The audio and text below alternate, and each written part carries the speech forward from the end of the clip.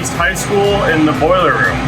For open endurance that we just installed, and overhead we have the big hydraulic piping for the main headers for the supply and return, and then we tie it off, or after the header we put 4-inch copper. There's a supply pump for each boiler, 3 system pumps tied into the system.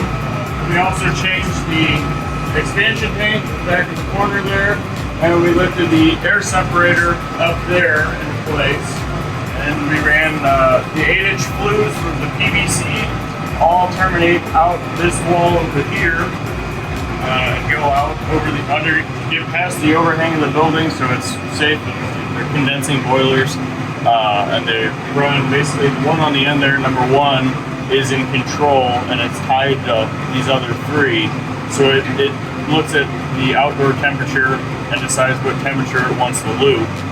And then it decides, so then it picks which boiler or how many boilers to run and what firing rate to go to. Like right now with the temperature outside, it'll run at a minimum set point, and a minimum is right here, 1600. You can stand right here and not even hear this thing run. It's got a metal mesh burner, and it shoots the flame down into a tank. The tank's full of water. We're pulling off the main system, pumping it into the boiler, and then it goes back out into the system to circulate. So boiler 4 right now is running at minimum modulation, meaning it's at its lowest point, which for the fan speed is basically 1655 RPM. You can stand right next to it and not even hear it run.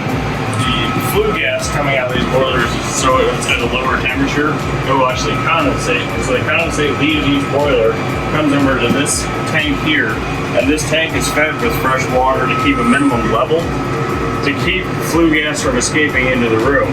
And then once it gets over that level, it spills out into this next tank, and this tank has acid neutralizer pellets into it to keep the drain from being corroded and ate out.